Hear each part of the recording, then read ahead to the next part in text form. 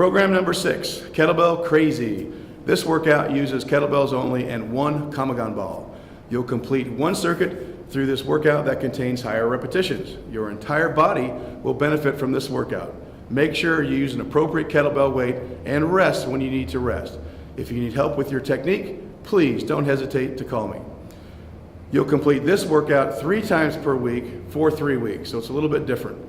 If you feel up to it, try to get in 2 days a week of easy cardio conditioning. Implements. Number 1, kettlebells. 2-hand swing.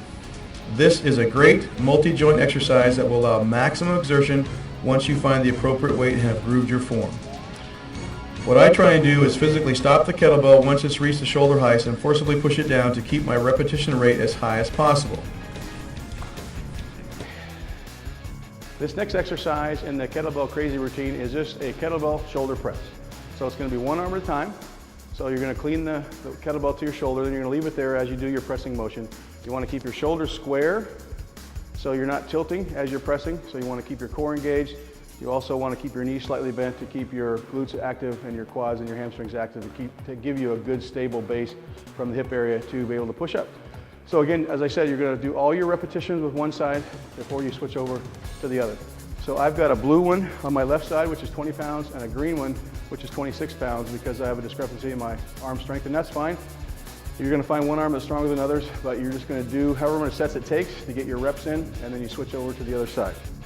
So I'm going to bring the kettlebell to my shoulders, and then I'm going to press. And so I use my other arm for counterbalance, but I want to have good form as I press. Great exercise for the shoulders, the traps, the triceps, and a good exercise for the core to work on strengthening while you do your presses. So again, you're going to do as many presses as you can with good form.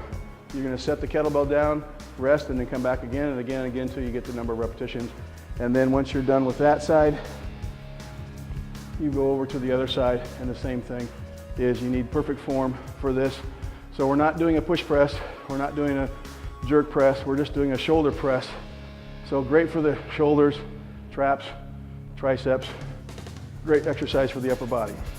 So that is the kettlebell shoulder press. The next exercise is called the Goblet Squat. So we're going to use a single kettlebell, we're going to hold it at chest height, we're going to squat down to whatever depth we feel comfortable doing, and then we're going to stand back up. So you only use a single kettlebell. And so in our facility here at Fit City, we have kettlebells from 5 pounds up to 106 pounds. So we should be able to accommodate anybody in their ability to hold onto a kettlebell, whether that's your ability to hold or it's a squat, it doesn't matter. So with the squat, we want to make sure that our feet are about hip width apart. Our toes are not pointed straight, but about 5% out. We hold the kettlebell with both hands, and then we squat down as far as we feel comfortable. So I'm going to move one kettlebell to the side,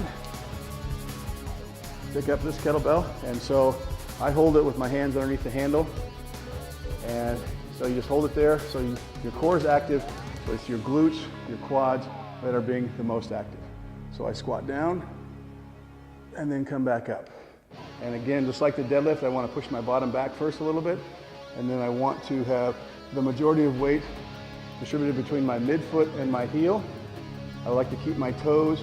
As you can see in the video, my middle of my kneecap is in line with my second toe. It stays there, so my knees don't come in, they don't go out. As I go up and down, this is called the Goblet Squat. If you can squat to the top of your thigh below parallel, that's fine, but you're just going to squat down to whatever depth you feel comfortable. If it's just a quarter squat, that's fine. If it's a half squat, that's fine. If it's a 3/4 squat, kind of where I get to, then that's fine. So this is the Goblet Squat. The next exercise is the kettlebell row. And so we're going to be doing this one arm at a time. I'll show you on one side. I'll have my left side towards the camera, and then my other side is facing this camera. And so I'm going to be rowing with my right arm, and when I do that, my left foot is going to be out front. I'm going to use my left hand for support on my thigh, and then my back is pretty much flat with the floor, and then I just do a row, pulling the elbow up as high as possible. So I'm just using a 20-pound kettlebell, So again, bend both knees, weight, left hand on the left thigh, good body position, pull the elbow as high as I can with a controlled motion. So I'm not rotating my shoulders as I go around. I keep my shoulders square. And then I will change once I get to my number of reps. So now my right foot forward, bent over again, all that weight being pushed on my thigh by my arm. So my back is completely supported. And this is not a fast motion. It's a very controlled motion. It's called the kettlebell bent over row. Get to what's called the Kamagon ball fling. So this is part of the kettlebell Krazy with a K workout. And so this is a kind of a fun activity. These balls, there's 3 different balls here. The light blue and the dark blue are the same diameter. The dark blue one weighs about 45 pounds. The light blue one weighs roughly 15 to 18 pounds. This little gray one weighs about, I think 6 or 7 pounds. So this is where you get to fling the Kamagon ball in the air. And so at first, if you're unfamiliar with kettlebell swings, I'll just demonstrate here with the gray one. So with this, it goes between your legs, and with this one, we're gonna actually let the ball go up into the sky, and it'll flop down and bounce barely once, and then go again. You pick it up, and then you fling it up again into the air. And so obviously you have to be under control with this. We have lights in here and stuff like that. So if you're having trouble, just forget this one and move on to the other one. But this is a great exercise because it allows for a little bit more dynamic, explosive power in your body. So the big ones are a little bit harder to fling up because they certainly don't bounce as much. And so to me, this is just a lot of fun. And so part of exercising is having fun. And so you can be in control and you will learn how to fling the ball appropriately so it just goes up a little bit and down. And now I'm doing the one with 45 pounds, which is a little bit heavier.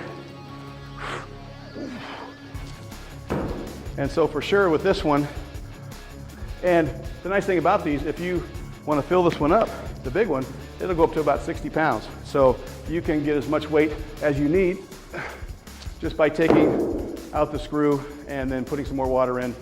The next person then has the option of unscrewing it, dumping it in the sink, and get rid of some of the water. So that is the Kamagon ball fling. This one is also part of the kettlebell Krazy workout. So we are going to be doing kettlebell one-arm chest press from our back on the floor. So extremely safe. The only issue is you come down, your elbow is going to touch the floor, that's when you stop. So you just want to make sure that you just touch very lightly. You're going to complete all the repetitions with one arm before you switch over and go to the other arm. So I'll show you the safest way to get it up and down and then around your head so you don't carry it over your body, just so it's safe for you. So this is a purple one. This is a 20 kilo kettlebell, which weighs 44 pounds.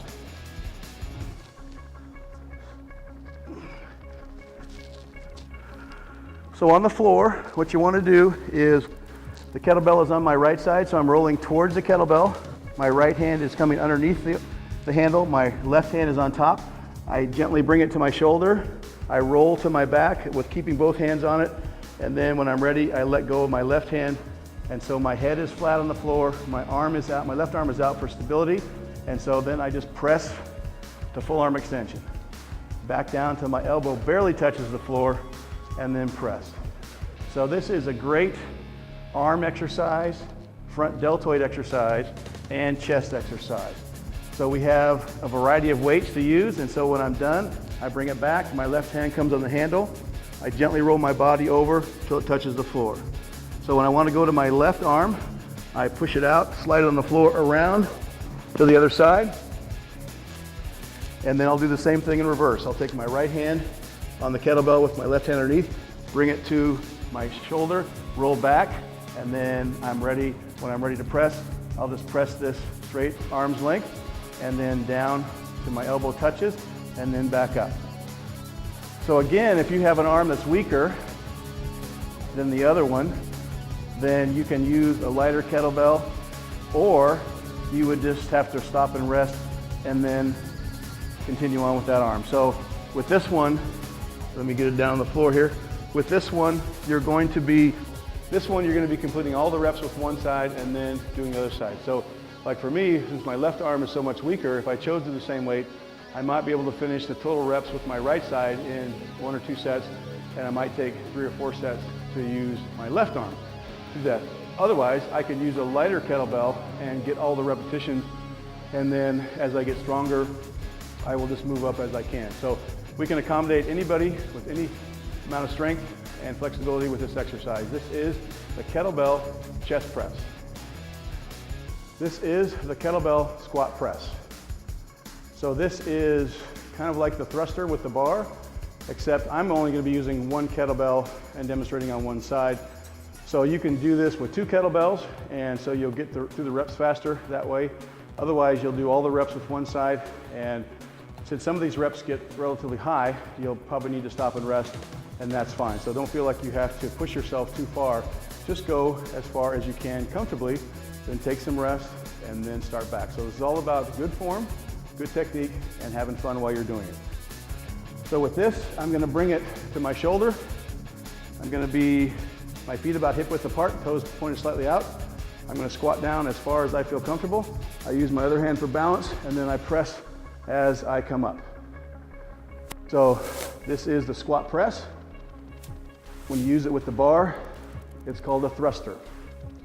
Great overall body exercise. Again, for the quads, the glutes, the low back, the upper back, arms, shoulders, triceps, and core. So that is the kettlebell squat press.